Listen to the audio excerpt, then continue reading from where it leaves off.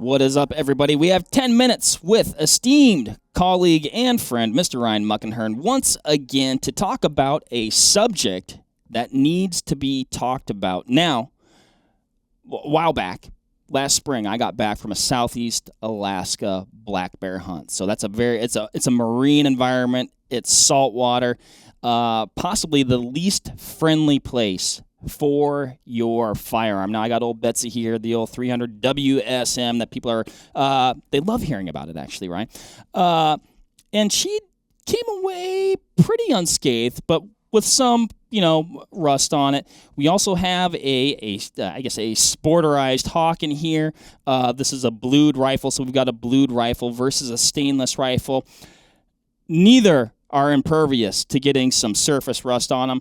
Ryan, when we get back from these hunts, which are often wet, cold, nasty, and your firearm needs some care, how do you get the rust off? Well, we're not talking about knocking the dust off. We're talking about knocking the rust off. I'm going to categorize rust in two ways. There's pitting, which is something altogether different, where that corrosion has actually removed material, right, to the point that you have a little geographical feature. Right, it's gone. Yeah, it's gone.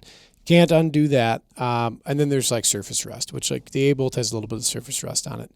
The short answer is just a little elbow grease. Some considerations should be made between stainless and blued guns in that, convention states we take a gun oil of some kind and then 4/0 steel wool and we buff it. Something to keep in mind, though, that corrosion, that iron oxide that occurs, that you see manifested as the red-orange rust, is extremely abrasive. So if you have surface rust on a blued firearm and you start buffing it with steel wool, those little particles of iron oxide are going to scrape and compromise that bluing. You're almost creating mobile sandpaper as you wipe that across the surface. So you got to be pretty cognizant of that. If it's not crazy, it's not going to destroy your firearm. Just give it a little love. Make sure you're well oiled. What kind of oil? What oil do you recommend for this? There's a variety of them out there. I think there's some that you do like, some that maybe you don't. I am a very staunch believer in a product called G96. It sounds cool. It is super cool. I've been using that professionally now for 15 years. I don't know. Long time. Great product. Smells like bananas. We don't recommend eating it. No, don't. Or probably excessive, but it just has that odor. It does. Yeah, it has banana oil in it, which is pretty interesting. Makes great shoe polish. Anyway, so I like G96 as a rust preventative, a cleaner, and just a general care lubricant for everything. It's a great product. Anyway. So when you're talking about a lubricant, that'd be like the working components any of bearing your surface. AR-15 or something like that? AR, shotguns, bolt guns. Yeah. Okay. Barrel? Yeah, you could pass it down the bore. Something to keep in mind, though, this is, we're talking surface rust on the exterior of the firearm. Internal rust in your bore is a whole different ball game. There's some care to be exercised there. That's a different podcast altogether. Yeah, that's a new thing. We won't get into that. We're talking about removing surface rust. That's not compromising, the barrel. So if you have light corrosion, it looks kind of frosty is the best way I could describe it, kind of scaly. A light application of steel wool with a pretty gratuitous application of some sort of oil can help knock that down. Otherwise, just use a cloth and kind of buff it off of there. Try to lift it. Try not to push that iron oxide around on the blued surfaces. Like a cloth, just like an old cotton T-shirt or something like that? Or Yep. Okay. And pressure, you said a light application. So you're not getting after it. It's more of we're not trying to push the iron oxide particulate over the top polished surface. Okay. Yeah, because that will compromise that. On the stainless guns, they're far more resilient to that, so you're going to see me completely reverse direction on that, and then I'm spraying and I'm using 4/0 steel wool and I'm knocking that down. That works pretty fine.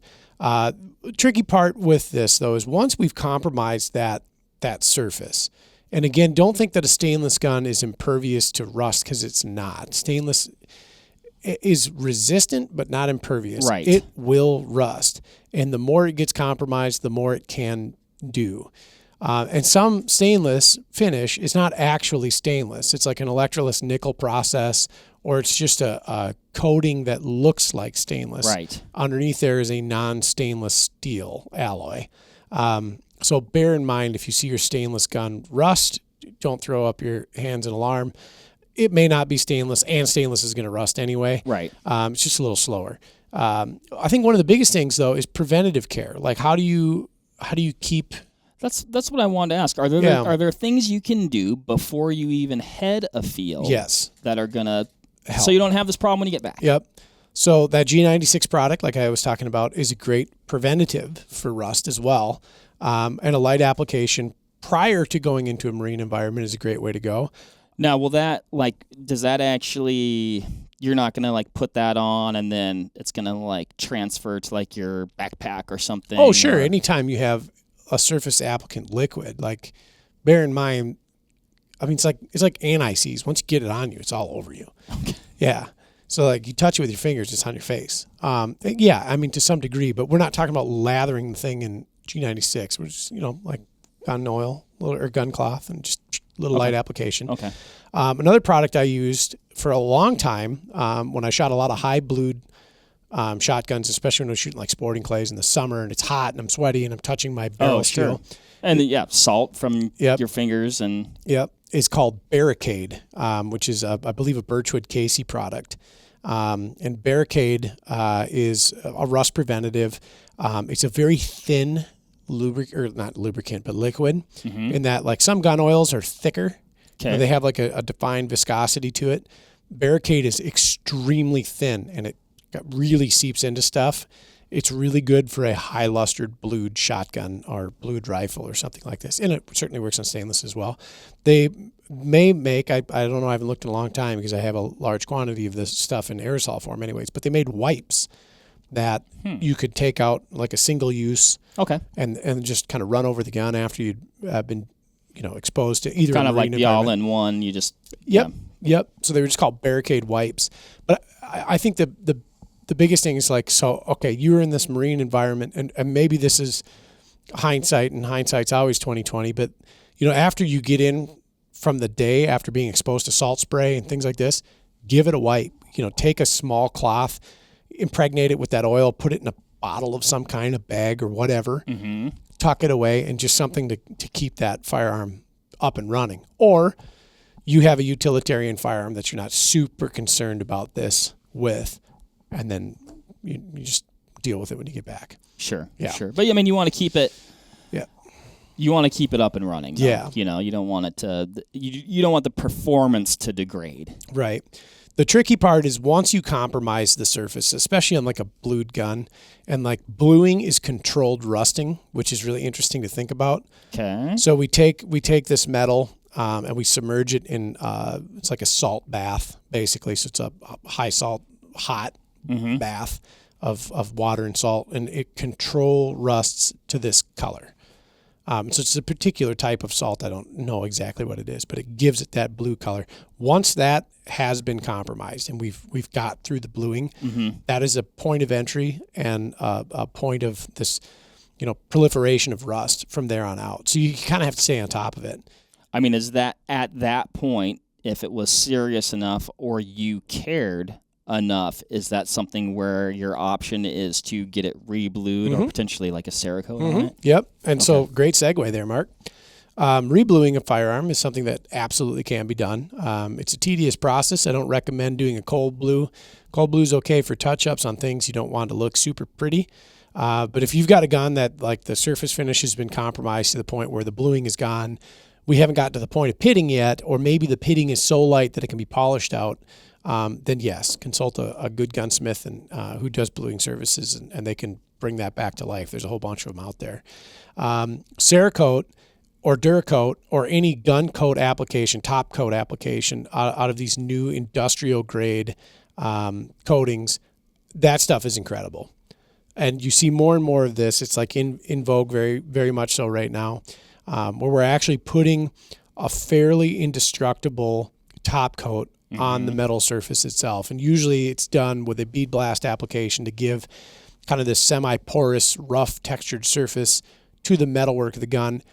That coating is then put on. That coating is then temperature cured, and it becomes a nearly permanent bond to the firearm. And that stuff is, and I'll speak to Cerakote specifically because it's what I have the most experience with, almost completely and totally impervious to elements.